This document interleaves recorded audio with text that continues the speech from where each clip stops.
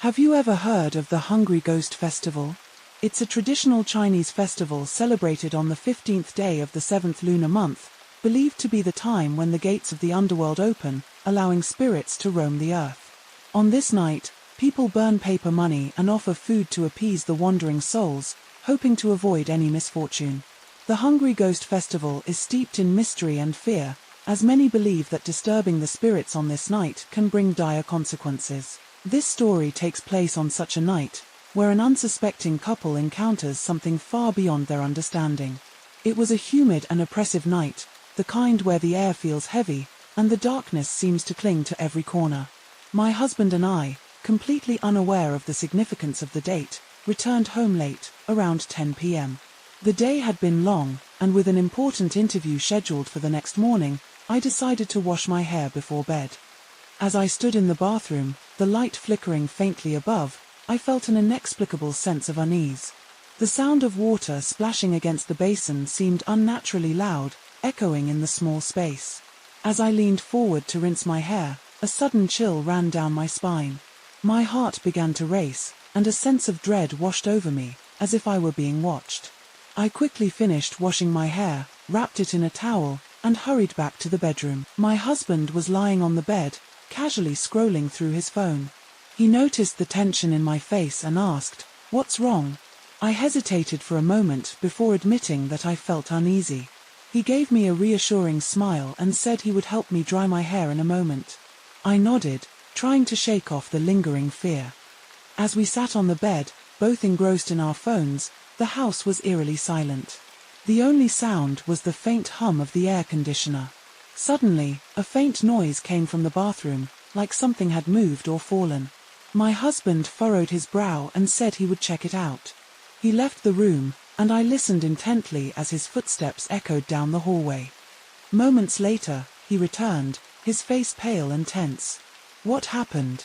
I asked, my voice trembling. "The mirror in the bathroom. It's cracked." I bent down to pick up the shards, and then I heard a woman's sharp laughter right next to my ear. It was so close, I could feel the breath on my neck. I couldn't move, and then, "I just ran back here," he stammered, clearly shaken. My heart sank. A broken mirror, a woman's laugh in an empty bathroom, none of this made any sense. We exchanged glances, the terror in our eyes reflecting each other's fear.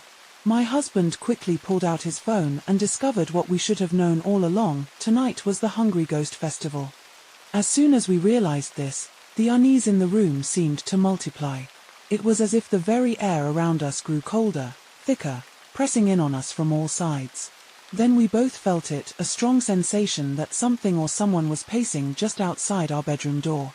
The feeling was so intense, it was almost as if we could hear the soft footfalls, even though the room was silent. My husband insisted on checking it out, even though every instinct in my body screamed at me to stay in the room. But I couldn't let him go alone, so, swallowing my fear, I followed him out into the hallway. The moment we stepped into the hallway, I noticed it was darker than usual. The shadows seemed to cling to the walls like living things, almost as if they were reaching out to us. The air was heavy, thick with an oppressive weight that made it difficult to breathe. My footsteps felt unnaturally loud against the floorboards, each one echoing back to me like a warning. My husband walked slowly, cautiously, his hand gripping the flashlight tightly. I could see the tension in his shoulders, the way his back was straight and rigid, as if he was trying to ward off whatever was lurking in the dark. The bathroom was empty, and nothing seemed out of place except for the oppressive feeling that hung in the air like a thick fog. As we moved forward, the beam of the flashlight danced along the walls, revealing nothing but the usual fixtures and furniture. But something was off, something intangible yet undeniable.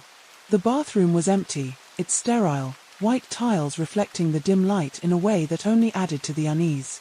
Nothing seemed out of place, and yet, the feeling of being watched, of something lurking just beyond our vision, was palpable. It hung in the air like a thick fog, making my skin crawl.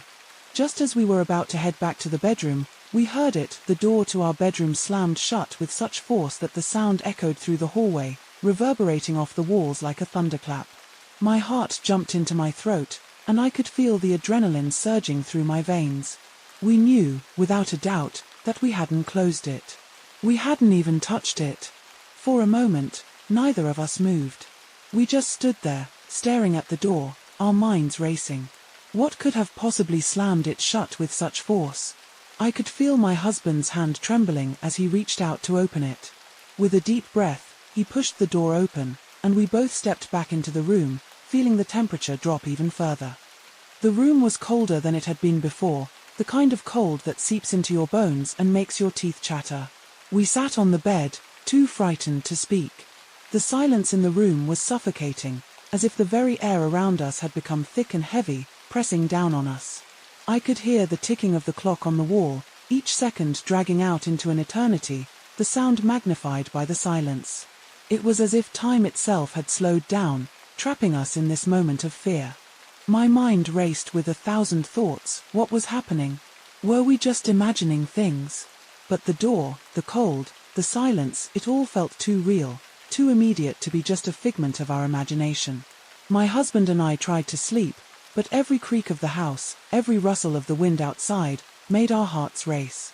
I found myself straining to hear the slightest noise, convinced that at any moment, something would happen, something that would shatter the fragile peace we were desperately clinging to.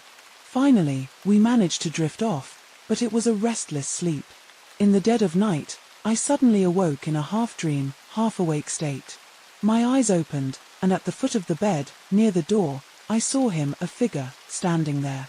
He was a man, dressed in black, his upper body clearly visible, but his lower half obscured by shadows. He appeared to be in his late 20s or early 30s, and his face. I couldn't see it clearly, but I could feel his gaze, cold and unblinking, piercing through the darkness. My breath caught in my throat, and I was paralyzed with fear.